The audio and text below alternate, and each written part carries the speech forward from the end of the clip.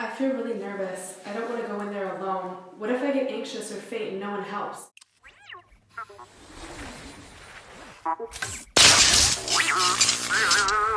Everyone just stares. That would be so embarrassing. You know what? It's just not worth it. I think I'm going to head home. In ancient Greece, agora meant marketplace. Agoraphobia is defined by the DSM-5 as the fear of any situation or place where escape seems difficult or embarrassing, or where help might be unavailable if anxiety symptoms should occur. According to Statistics Canada, agoraphobia affects 1 to 2% of the population. That accounts for roughly 350 to 700,000 Canadians. Agoraphobia falls within the family of anxiety disorders. Anxiety is defined as a state of excessive uneasiness regarding an imminent event. It is rooted in biology and is a normal and adaptive response to perceived stress or danger, which evolved to protect us. It is a mechanism by which the body rapidly mobilizes large amounts of energy in order to cope with threats to survival. This process is commonly referred to as the fight or flight response. Today, anxiety is composed of two components. The first is the ancient evolutionary response, fight or flight. Here's how it works.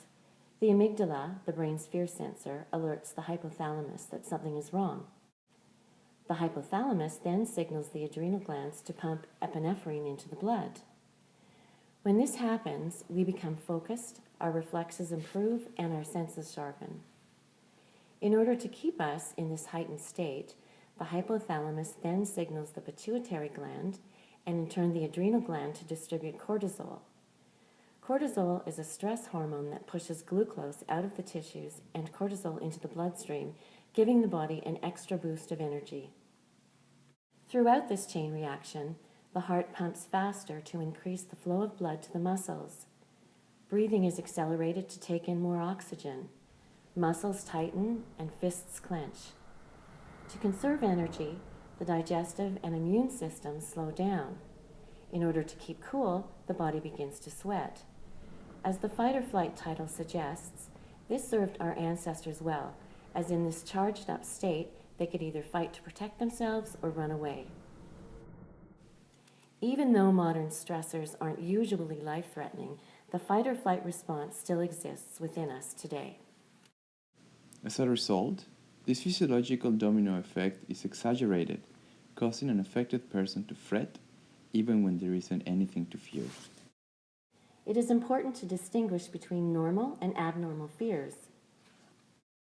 It is reasonable to be afraid when someone is following you home late at night, or when a masked man is coming at you with a gun. However, phobias or abnormal fears evoke a pronounced response in the sufferer, so much so that it makes it difficult for them to live out their life normally. This brings us to the second component of anxiety, worry. Worry takes place in the more evolved area in the front of the brain known as the cortex. As we become a more evolved species, human beings develop the cortex, and it is within this system that we think, and therefore worry. This is the case with agoraphobia, wherein this worry mechanism goes awry. Those who suffer from agoraphobia worry themselves into a fight-or-flight state when there is no immediate danger. The perceived threat is disproportionate to the actual threat. Agoraphobia is often misunderstood. There are generalizations and falsehoods about agoraphobia, such as fear of crowds, wide open spaces, or being closed in. In my experience with clients, agoraphobia may involve all of these things, but at the core of agoraphobia is fear. Fear of feeling trapped, fear of helplessness, or fear of being embarrassed. This often leads to avoidance of the events or places that are feared. Perhaps it means avoiding taking the train or going to the grocery store or a crowded mall. These fight or flight responses to fear can interrupt a person's participation in life, leading them to become anxious or to seek safety, like, for example, remaining or returning home. In extreme cases, agoraphobia can seriously impair the quality of life for the sufferer. Meet my client, Luca. In the beginning, I could manage the stress. I was able to go where I needed to go, even though it was hard sometimes. I would get a lot of anxiety as I got ready to leave the house and when I had to walk to school alone.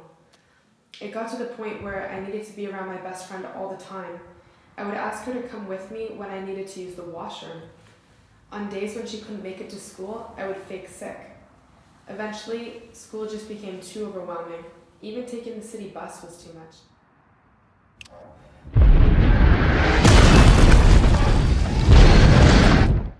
I began to worry that if I felt anxious on the bus or fainted, there would be no one to help me. I was worried that people would stare at me. It would be so embarrassing if I lost control in public and couldn't manage my anxiety.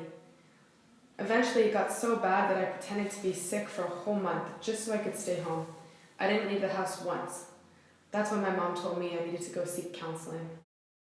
It was only recently that agoraphobia was made an independent diagnostic category in the DSM-5. That is, a separate category from panic disorder.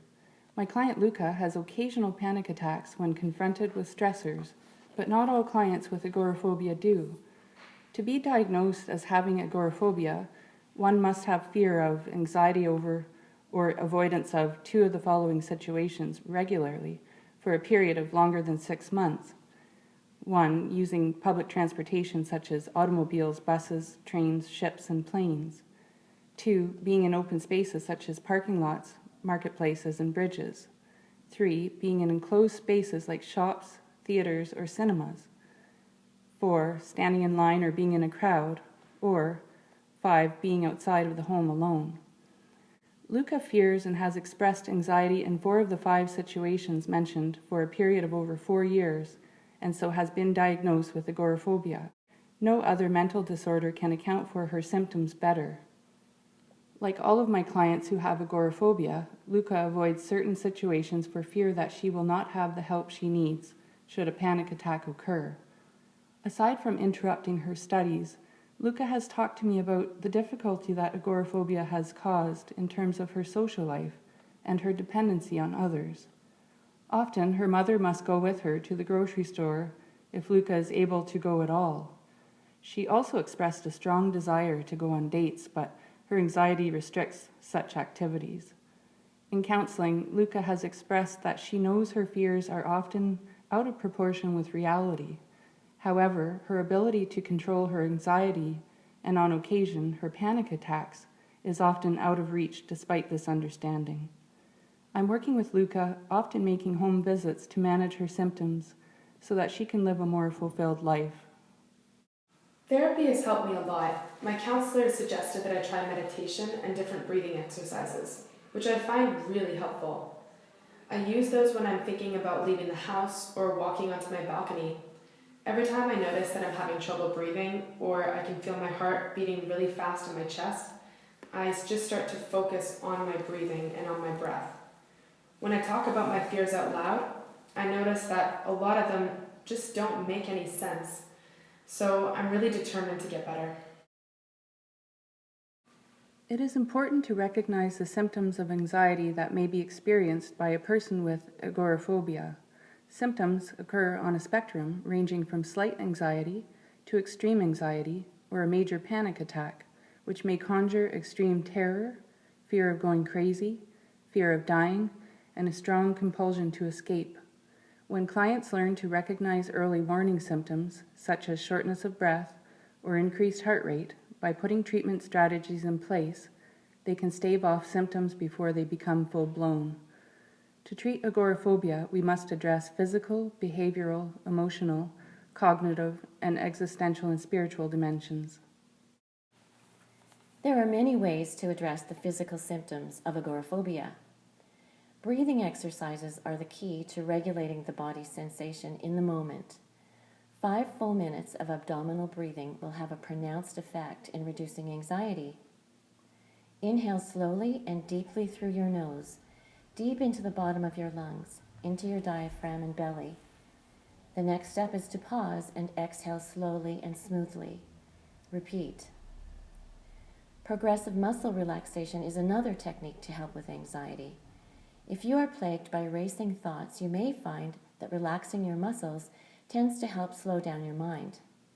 Starting with your toes, Systematically go through your body, tensing and releasing muscles. This regular practice of progressive muscle relaxation will help bring awareness as to where your body is holding tension and help to better manage your anxiety. Also, regular aerobic exercise goes a long way to reduce symptoms of anxiety. Regular exercise can release pent-up frustration, reduce skeletal muscle tension, and promote more rapid metabolism of excess adrenaline and thyroxine. Choose activities that you enjoy that will raise your heart rate. Proper nutrition is also key to reducing anxiety symptoms.